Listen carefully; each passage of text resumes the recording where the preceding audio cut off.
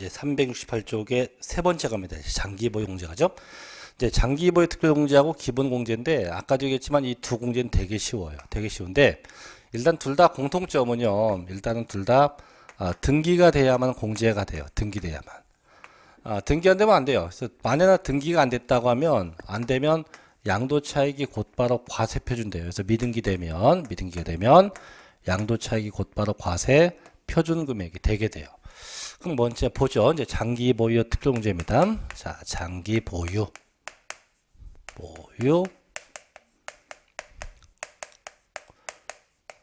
자, 특별공제인데.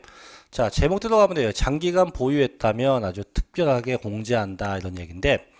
일단은 이 공제를 하는 이유는 딱 두 가지예요. 부동산의 처지의 동결과 부동산의 결집과 부동산의 동결을 방지하기 위해서 결집과 동결을 방지하기 위해서 이 공제를 쓰게 돼요. 그 다음에 얘는 이제 양도하는 자산마다 공제예요. 그래서 자산별로 공제하고 물건마다 공제하는 물적 공제예요. 그래서 자산별 공제요. 물적 공제의 성격을 띠고요. 그 다음에 주의할 건 국내 재산, 국내 부동산만 공제가 돼요. 그럼 대체 결집이 뭐냐 이건데 이런 거예요. 가령 양도 차익이 10억쯤 나왔어요. 나왔을 때 대한민국 법에 장기보유 공제가 없대요. 없으면 세금이 한 3억쯤 나온다고 가정할게요. 근데 대한민국에 장기보유 공제 있었어요. 있는 상태는 양도세가 1억밖에 안 나온대요. 그럼 결국은 없다고 하면 엄청나게 세금이 나오죠. 이 엄청나게 나오는 걸 보고 저희가 결집된다고 결집된다. 그래서 이걸 어느 정도 공제를 통해서 세금이 많이 나오는 걸 결집되는 걸 뭐하자 방지하자 이런 특성이 있는 거고 또 이렇게 엄청나게 세금을 내게 되면 내고 나면 별로 남는 게 없어요. 안 남게 되면 어떤 일이 발생하냐 안 팔아요. 안 팔게 되면 매매가는 자꾸 올라가죠. 올라가면 그만큼 이익은 더 커져요. 더 커지게 되면 그게 반복되게 되면 부동산 매매가 거의 없다시피 하죠. 그것도 어느 정도 완화시키자. 그래서 결집과 동결을 방지하는 이런 특성을 가지고 있습니다. 그럼 언제 공제하냐? 이제 얘가 공제가 되려면 요건이 있어요. 요건. 첫째. 자, 공제 대상인데요. 이 장기 보유는 모든 재산이 다 되는 게 아니고, 자, 대상이 토지, 그다음 건물, 그다음 주택, 조합원 입주권만 돼요. 조합원 입주권. 이렇게 공제돼요. 다시 한번 여기서 주의할 건 이 조합원 입주권인데 이 조합원 입주권은 원조합원 입주권만 되지 절대 승계 취득한 건 안 돼요. 두 번째, 꼭 반드시 등기돼야 돼. 등기. 미등기되면 아무리 토지 건물이어도 미등기되면 공제 안 돼요. 최소한 세 번째, 최소한 3년 이상 보유해야 돼요. 보유했다가 처분해야 돼요. 근데 이 기간은 언제부터냐? 대원칙은 취득일로부터 양도일까지 그 기간이 3년 이상 돼야 돼요. 두 번째, 자 이런 것도 있어요. 상속받아서 양도한 게 있는데 얘는 두 가지가 있어요. 첫째, 여기 일반 상속이냐? 둘째, 얘가 가업 상속이냐? 그래서 일반적 상속은 사망한 날, 즉 상속 개시일부터예요. 상속 개시일로부터 양도일까지입니다. 그러나 이게 가업 상속이다. 즉 아버지로부터 업을 물려받으면 이때는 사망하신 분, 즉 피상속인이 취득한 날부터 양도일까지예요. 피상속인이 취득한 날부터 양도일까지 이렇게 해서 기간을 정하고 자, 세 번째 이런 것도 있어요. 배우자 혹은 직계 존비속이에요. 배우자나 직계 존비속한테 증여를 받아요. 증여받아서 양도했다. 이러면 언제부터냐? 이러면 이 배우자나 직계 존비속이 취득한다. 배우자나 직계 존비속이 얘네가 취득한 날부터 양도일까지 쟤네가 취득해서 양도를 이렇게 가요. 이렇게 해서 저 기간이 3년 이상 돼야 됩니다. 근데 대체 얼마나 공제하냐? 이제 공제액인데, 이 공제액은 쉬워요. 공제액은 이미 나와 있는 저 양도 차익에다가 곱하기 법률 정한 공제율을 곱하면 돼요. 공제율. 이게 몇 퍼센트냐면 두 가지가 있는데, 첫째 1세대 1주택. 근데 주택이 하나 있고 간체를 양도했다면 24부터 최고 80%까지 공제가 돼요. 다만 1주택 이외의 것이었다. 이외의 것은 10부터 최고 30%까지예요. 그래서 최하가 3년 이상 보유고 최대가 10년 이상 보유입니다. 그래서 얘는 주택은 연간 8%씩 인상된다고 보면 되고요. 그 외의 건 연간 3%씩 인상해서 공제되고 있다. 이렇게 좀 구분하면 되는데, 자 볼게요. 자 교재 368쪽에 밑에 3번에 1번 의입니다. 자, 장기간 보유한 부동산 처분 시 일부 공제를 통해서 보유기간 동안에 명목 소득에 대한 세부담의 경감과 과중한 세부담으로 인한 부동산 시장의 동결 효과와 결집 효과를 완화시키기 위해서 공제한다고 되어 있고요. 둘째, 대상입니다. 자, 등기된 토지와 건물, 주택 포함되네요. 그로서 그 보유기간이 3년 이상인 것입니다. 및 조합원 입주권, 단 조합원으로부터 취득한 건 안 돼요. 즉 뭐만 됩니까? 원조합원 입주권만 해당된다 이거죠. 원조합원 입주권만 해당이 되게 된다 이거예요. 자, 우측에 가면 되죠. 핵심 체크인데, 자, 보유기간 볼게요. 자, 보유기간인데 1번 보유기간은 원칙이 언제부터 언제? 취득일로부터 양도일까지예요. 2번 배우자 또는 직계 존비속으로부터 5년 이내에 증여받은 토지, 건물의 양도로 인해서 발생한 소득은 증여한 배우자, 직계, 존비속이 해당 자산을 취득한 날부터 기산하고, 자, 가업상속의 경우죠. 가업상속 공제가 적용된 비율에 해당하는 자산의 경우는 언제부터? 피상속인이, 즉 사망한 자가 당초 취득한 날부터 기산합니다. 또 4번 일반적 상속의 경우 언제부터요? 상속 개시일부터, 일반 상속은 상속 개시일부터 기산하게 됩니다. 또 5번 조합원 입주권 언제부터요? 그죠? 당초 취득일로부터 관리처분계획 인가일까지입니다. 어쨌든 중요한 건 3년 이상 돼야 돼요.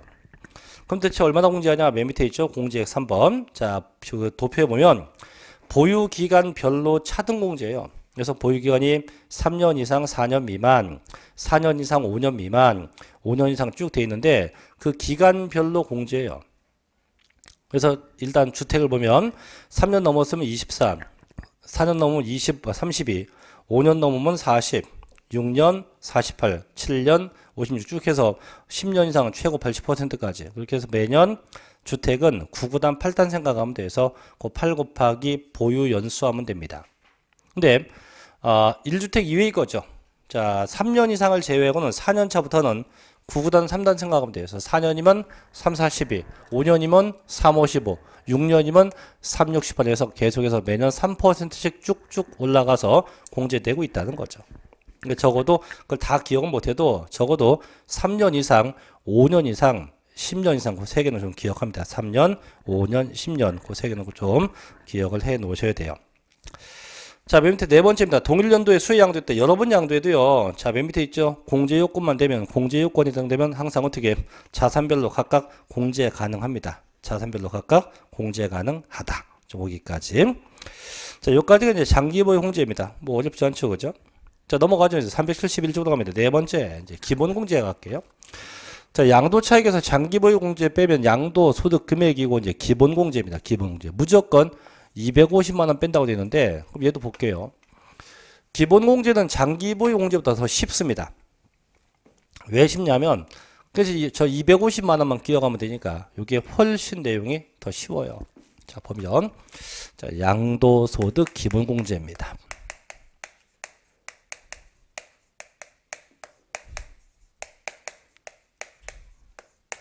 자, 기본 공제인데요. 기본 공제인데, 얘들 일단은 무조건 공제, 무조건 이유 없어요. 무조건 공제가 되고, 그 다음에 자산별 공제가 아니고 얘는 인적 공제, 인적 공제. 인적 공제고 그 다음에 소득별 공제입니다. 인적 공제이고 소득별 공제. 인적 공제이면서 소득별 공제가 돼요. 인적 공제이며 소득별 공제한다. 그 다음에 얘는 국내 자산도 공제가 되고 국외 자산도 공제. 그래서 국내 거 국외 거 전부 다 공제가 다 돼요. 그럼 언제 되냐? 요건이 있을 텐데, 자, 요건 갑니다. 요건인데, 첫째, 자, 공제 대상인데요. 이 대상물은 모든 재산이 다 돼요.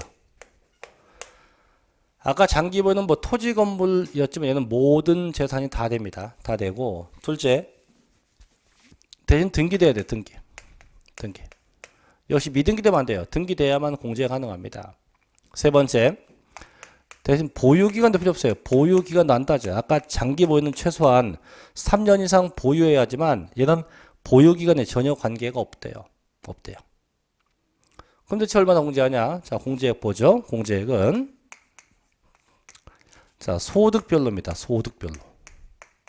소득별로 연 250만 원이 공제돼요. 어떻게 해요? 소득별로 연 250. 여기서 연 250이라는 얘기는 보유한 연수가 아니고 양도하는 그 해.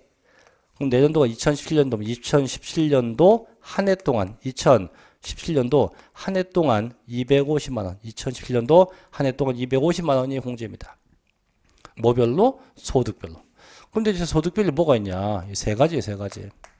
첫째, 토지, 건물, 자, 부동산에 관한 권리, 기타 자산, 이렇게 네 가지. 그래서 이 네 개는 네 개 전체에서 연 250만 원 공제가 되고요. 둘째, 주식입니다. 이건 출자 지분이에요. 주식이나 출자 지분에서 얼마? 연 250이에요. 셋째, 파생상품이에요. 폼에서도 얼마? 연 250이에요. 그래서 매년 250만 원씩 공제입니다. 주의할 게 건건이 아니에요. 이 전체. 여기부터 요건 여기부터 여기까지 해서 250, 주식은 여기부터 여기까지 250, 파생상품에서 최대 750만 원까지 다 팔면 750만 원까지 공제 가능해요. 자, 보전. 자, 과세표준 갑니다. 양도 소득 과세표준은 양도소득 금액에서 자, 기본 공제를 뺀 금액으로 한다. 그래서 맨 밑에 공식 나오죠. 자, 그럼 넘겨봐요. 이제 기본공제 갑니다. 1번. 자, 기본공제 대상. 자, 양도소득 기본공제는요, 보유기간의 장단이나 과세 대상별에 관계없이 모든 양도자산에 대해서 적용한다. 단 미등기는 그렇지 않다. 2번. 자, 공제액 보셔요.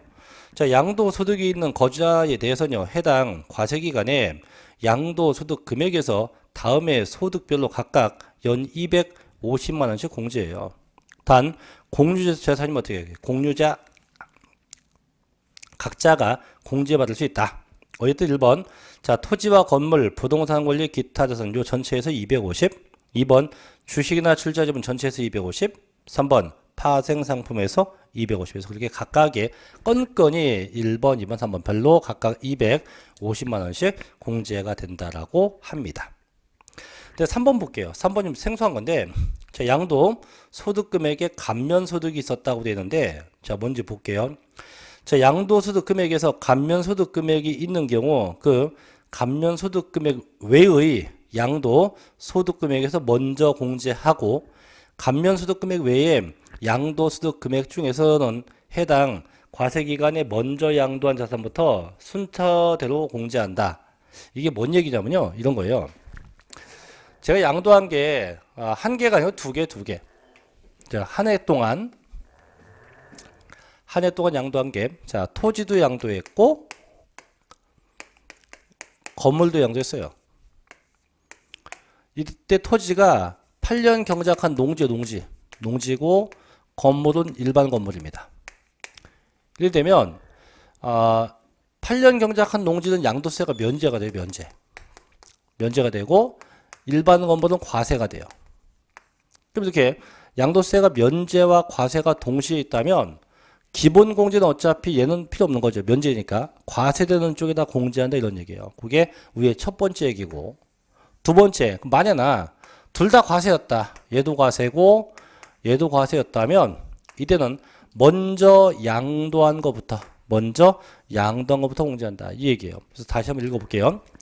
자, 양도 소득금액에 감면 소득금액이 있으면 그 감면 소득금액 외는 과세예요. 과세 소득금액에서 먼저 공제하고, 또 감면 소득금액 외에 양도 소득금액 둘 다 과세예요. 둘 다 과세일 때 어떤 거? 해당 과세기간에 먼저 양도한 자산부터 순차적으로 공제한다고 합니다. 그래서 그런 기본 공제에 대한 얘기까지 정리봤네요.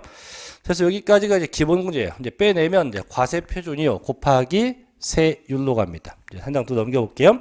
자, 374쪽에 5번이요. 양도소득세 세액 계산. 자, 세율 보죠, 세율.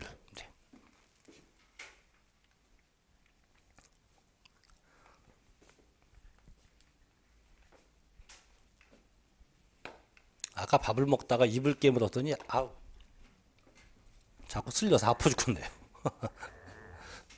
참 별걸 다 씹어 먹어야지.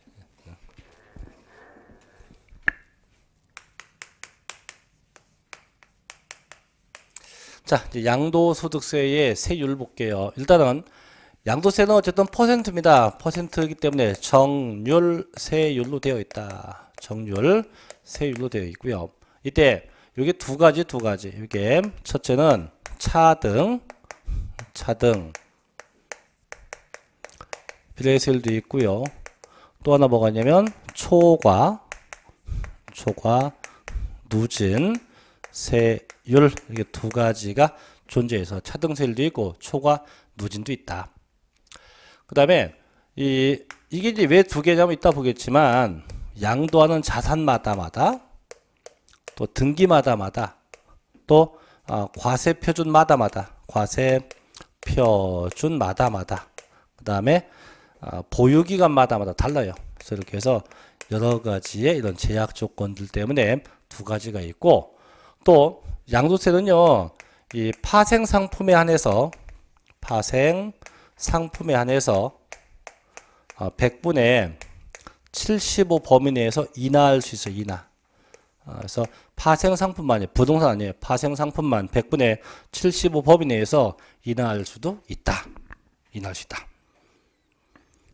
자, 볼게요. 자, 374쪽 맨 밑에 거주자의 양도소득세는요 해당 과세기간에 양도소득 과세표준에 다음의 세율을 적용하여 계산된 금액을 그 세액으로 합니다. 이때 하나의 자산에 대해서 자산이 다음에 따른 세율 중 둘 이상 해당되면 둘 중에 높은 것을 큰 것을 적용합니다. 또 파생상품 등에 따른 세율은요 자본시장의 육성 등을 위해서 필요한 경우 100분의 75 범위 내에서 인하할 수 있다. 부동산 아니에요. 파생상품만입니다. 자, 우측에 가볼게요. 이제 양도세 세율 1번. 자, 토지와 건물, 부동산에 관한 권리예요. 첫째, 얘가 미등기였다면 무조건 70%. 무조건 70%예요. 단, 등기됐다? 자, 등기되면 그때부터 기간 따져서 등기되고 2년 이상 보유했으면 6에서부터 40이에요. 단, 등기되고 1년 넘었지만 2년 미만이었다? 이땐 40이고요. 셋째, 등기되고 1년 미만이었다? 이땐 50이 돼요. 그래서 항상 부동산 미등기는 얼마? 70. 등기되고 2년 넘으면 6에서부터 40, 2년 미만이면 40, 1년 미만이면 50%를 각각 적용하게 됩니다. 두 번째, 자, 주택이에요, 주택. 자, 조심해야 돼요. 1번에 토지 건물과 분명히 차이가 납니다. 그래서 2번 주택인데, 자, 미등기 양도했다 70%예요. 근데 등기되면 보유기간 잘 봐요. 1년 이상이 6에서부터 40이고요. 1년 미만은 그냥 40이에요. 달라요. 그래서 위에는 자, 토지 건물하고 혼동하시면 안 됩니다. 그래서 주택은 1년 미만이 40, 1년 이상이 6에서부터 40입니다. 그래서 그 보유 기간별로 좀 달라요. 그럼 맨 밑에 여기서 이제 초과도인세를 담갔다 해서 뭐 1200만 원 이하는 6%, 이건 문제 없는데 그건 시험 낼 일 없어요. 위에 있는 거 기간별로 좀 구분해야 돼요. 단 미등기는 무조건 몇 퍼센트? 70%예요. 그래서 굳이 기억하고 싶으면 1200만 원 이하는 6% 요것만 기억합니다. 1200만 원 이하는 6%가 최고, 밑에 5억 초과 얼마? 40%. 그래서 최소와 최대치만 그 숫자만 좀 알아둡니다.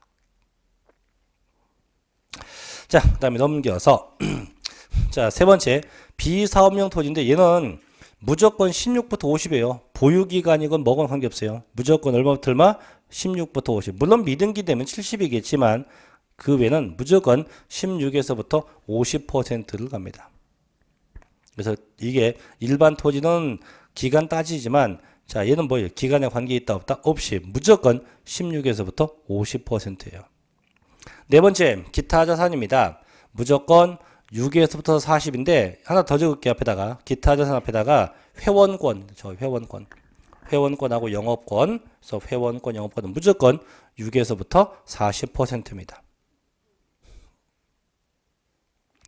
5번 주식이에요. 주식은 얼마? 자, 첫째 중소기업 이외의 주식, 쉽게 대기업 주식이에요. 30%입니다.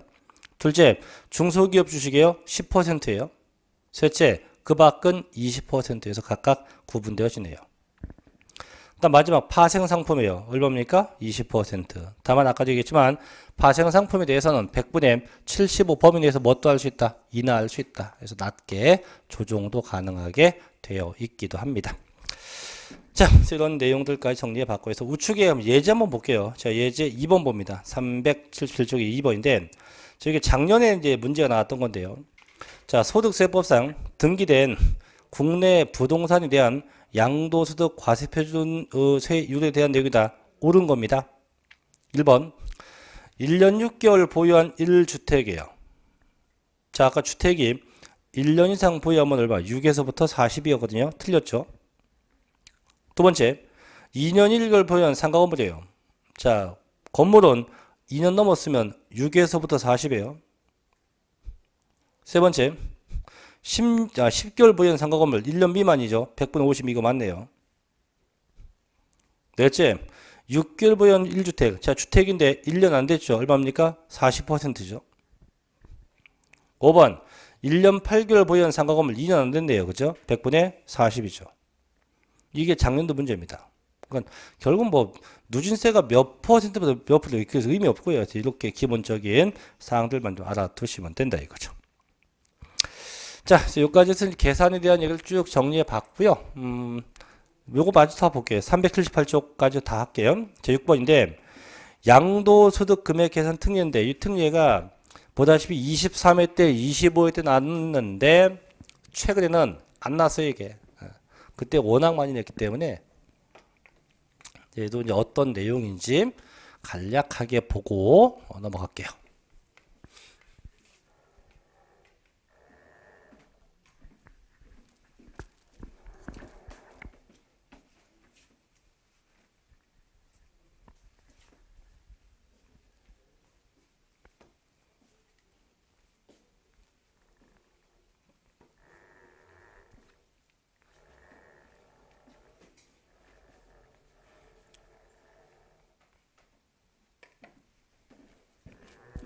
자, 보죠. 양도소득금액 계산 특례 갑니다. 특례. 자, 첫째가 나온 게 뭐냐면 2월 과세인데요. 자, 일단 2월 과세는 등장하는 분이 배우자 혹은 직계 존비속이 나와요. 배우자하고 직계 존비속이 등장을 합니다. 그럼 2월 과세한다. 저기서 2월 과세가 매년 2월 달에 과세한다 그런 뜻이 아니고요. 제가 결론부터 얘기해 줄게요. 이런 거예요. 이런 거. 뭐냐면 자, 저 배우자 할게. 배우자. 배우자가 과거에 땅을 샀어. 땅을. 언제? 2000년도에. 얼마에? 1억에. 이 땅을 샀고요. 이 땅을 저 배우자 남편에게 이 땅을 증여했어요. 증여. 언제? 2000 17년도에 얼마에?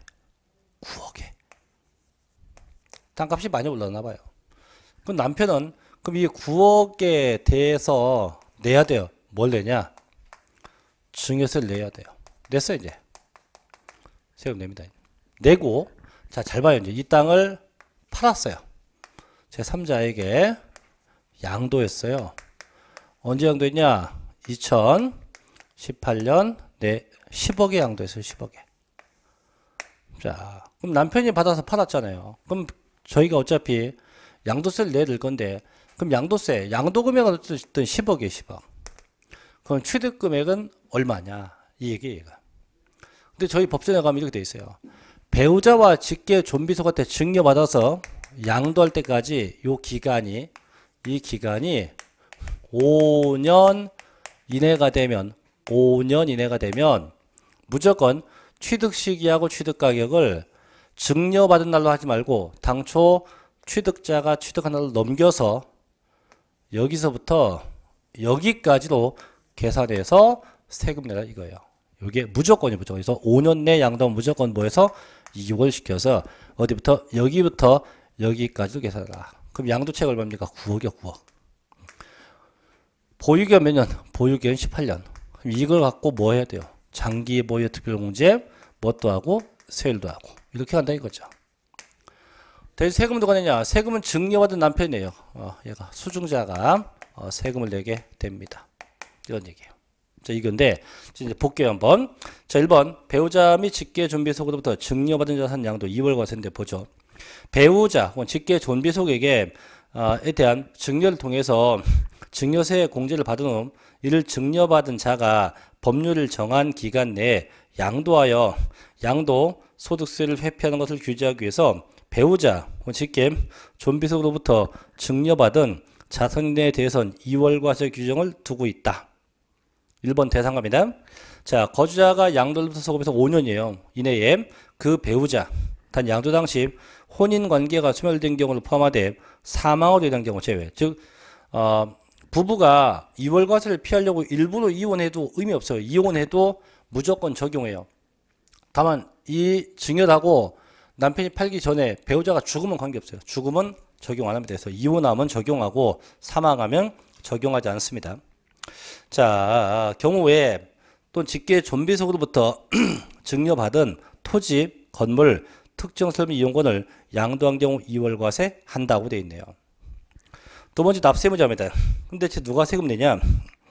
자, 세액 계산은 증여자가 취득한 날을 기점으로 계산해요. 근데 납세무는 증여받은 배우자 및 직계 존비속이 양도한 것이므로 누가? 수중자가 납세 의무가 있어요. 다만 수중자와 증여자 사이는 뭐도 있다. 연대 납세의무가 증여세는 연대 납세의무가 있지만 양도세는요 연대 납세의무가 없다고 합니다. 자, 세 번째 세액 계산인데 언제부터요? 당초 증여한 배우자 혹은 직계 존비속의 취득일 기점으로 해요. 그래서 당초 증여자가 취득한 날부터 언제까지? 양도 날까지 이때까지로 계산해서 세액을 산정한다. 또 저기 네 번째도 있습니다. 네 번째. 자, 그럼 납부한 증여세 어떻게 하냐? 얘는 전부 다 필요경비에 산입해요. 그래서 보면 거주자가 증여받은 자산에 대해서 납부했거나 납부할 증여세가 있다면 전부 다 어떻게 필요경비에 산입을 한다고 합니다. 자, 어쨌든 간에 이게 2월 과세예요. 2월 과세. 자, 그럼 넘겨서 이제 부당행위도 맞아 볼게요. 자, 뒤로 가면 자, 380페이지 부당행위입니다. 부당행위는 부당한 행위, 세금을 떼먹고자 작정한 놈이에요. 그래서 이 두 가지가 있는데 자, 381쪽 1번 갑니다. 자, 저가양도 고가양수의 부당행위 계산 부인되어 있어요. 이건 아까 저희가 배웠던 겁니다. 자, 언제 이게 뭐냐면 그 2번 봐요. 조세 부담을 부당하게 감소시키기 위해서 자, 시가와 거래가의 차이가 3억 원 이상이거나 또는 시가의 100분의 5, 즉 5% 이상 차이 나게 매매가 된 경우죠. 그래서 특수관계인 간에 부동산이 매매될 때 얼마 이상 3억 이상 또 얼마 5% 이상 둘 중에 하나 이상 차이가 나게 매매하면 무조건 저희 법상 부당매매로 보죠. 보아서 세금 어떻게 시가로 세액을 산정하게 되죠. 그죠? 자, 그겁니다. 자, 문제는 중간에 괄호 2번이에요. 특수관계자 증여재산에 대한 부당행위 계산 부인이에요. 일명 우회양도인데 보죠. 자, 그럼 봅시다. 우회양도. 이게 2월 과세가 좀 비슷한데 얘는요. 등장하는 인물이 배우자입니다. 배우자. 배우자와 직계존 배속이 아닌 특수관계인. 특수관계인만 나옵니다. 배우자와 직계존 배속을 뺀 특수관계인만 나타나요. 이런 거죠. 어떤 거냐면 자, 저희 형이 있어요. 형이 과거에 땅을 샀대요. 언제? 2000년도에. 얼마에? 1억에. 이 땅을 동생에게 이 땅을 증여했어요. 증여. 언제? 2017년도에. 얼마에? 9억에. 똑같이 갑니다. 그럼 동생은 엄청난 증여세를 냅니다. 크게 쓸게요. 왜 엄청나게 되냐면 부부간의 증여라면 이 증여받은 금액에서 6억을 빼요. 6억을 공제한 나머지만 세금 내지만 형제간에는 끽해봐야 돈 1,000만 원밖에 공제가 안 돼요. 그럼 나머지 8억 9천원 내갖고 증여세를 내니까 엄청난 증여세를 내요. 내고 똑같이 갑니다. 이 땅을 양도했어요. 세무자에게 양도합니다. 얼마에? 2018년도에 10억에 양도했다. 자, 그럼 저쪽에 있는 거하고 그림이 똑같아요. 지금 등장하는 분만 달라요. 자, 그럼 얘는 어떻게 할 거냐? 얘도 마찬가지예요. 얘도 증여받아서 양도했잖아요. 그죠? 이 기간이 5년 내에 걸려요. 지금 5년 이내라고 하면 아까 이거 같이 무조건 넘기는 게 아니고요. 넘기는 게 아니고 여기부터 여기까지 양도세를 구해요. 구해서 두 개 합계를 내요. 증여세하고 양도세 합계를 내요. 합계. 내보고. 근데 이제 여기서 궁금한 건 이거예요. 형제간에 증여하면 분명 힌트는 엄청난 증여세를 낸다 했잖아요. 그죠? 내면서까지 굳이 동생이 이걸 왜 팔을까? 그럼 국가가 볼 때는 혹시 얘가 직접 팔면 세금이 엄청 나갖고 그런 거 아닌가? 그래서 무조건 합계를 내놓고 판 건 얘가 팔았지만 형이 판 거로 가정을 해서 형님의 양도세를 구해요. 구해서 이 양도세하고 이 합계 금액하고 비교해. 비교했더니 동생 게 훨씬 커요. 이러면 국가는 부정한 걸로 안 봐요. 왜? 이 바보 같은 놈들이지. 엄청난 증여세를 내고 엄청난 양도세를 낸다는데 국가가 반대할 일 없죠. 근데 국가가 생각했던 것과 같이 역시 국가 생각이 맞았어요. 형이 팔면 양도세가 엄청 크니까 일부러 증여세 물면서까지도 동생 명의로 판 겁니다. 이렇게 되면 이거는 국가가 볼 때 그래 세금을 떼먹은 거야 라고 인정되면 동생한테 양도세 안 받아요. 증여세 다시 돌려줍니다. 돌려주고 판 건 동생이 받았지만 세법상은 이 형이 판 거로 봐서 형에게 양도세를 부과시켜요. 부과시키고 계산도 어디부터? 여기부터 여기까지로 계산하게 돼요. 그럼 2월 과세하고 공통점은 이거예요. 똑같은 거는 항상 어디부터? 증여자가 취득한 데부터 양도한 날까지로 계산하게 돼요. 다만 차이점은 아까 2월 과세는 수중자가 세금을 내요. 얘는 누가 내요? 증여자가 세금을 내요. 또 차이점은 얘는 증여세를 뭐 합니까? 필요경비에 산입을 합니다. 얘는 어떻게 해요? 증여세를 전부 다 돌려줍니다. 환급해줘요. 자, 이제 보죠. 자, 1번. 자, 381쪽에 중간에 동그라미 1번이에요. 대상, 거주자가, 자, 특수관계인, 다음 배우자, 직계존배속 제외입니다. 에게 자산 증여한 후 그 자산을 증여받은 자가 그로부터 5년 내에 일타인에게 양도한 경우로서 증여받은 자의 증여세와 양도세를 합한 세액이 증여자가 직접 양도한 경우로 봐서 계산한 양도소득세보다 적은 경우는 증여자가 직접 양도한 것으로 봅니다. 그럼 누가 세금 내냐? 2번. 당초 증여자가 양도한 것으로 보기니까 누가? 증여자에게 양도소득세 납세 의무가 있고요. 또 양도세는요. 증여자와 수증자 간에 뭐도 있다? 연대, 납세 의무도 있다고 합니다. 세 번째, 그럼 양도세계상 어떻게 하냐? 당초 증여자의 취득일 이점으로 양도차익, 장기보유 특용제, 세율 등등을 계산합니다. 그럼 네 번째, 그럼 납부한 중에서 어떻게 하냐? 땡땡. 증여자에게 양도 소득세가 됐을 때 당초 증여받은 자산에 대해선 상속세나 증여세법에 불구하고 자 끝에 있어요. 증여세 뭐한다? 환급한다. 돌려준다라고 합니다.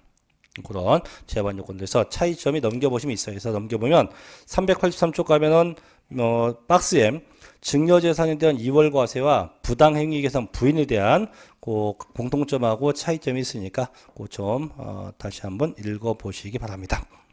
자, 그래서 여기까지 할게요. 오늘 하고 이제 비과세인데 비과세는 저희가 다음 주에 와서 그때 이어서 마저 끝까지 끝내도록 하겠습니다.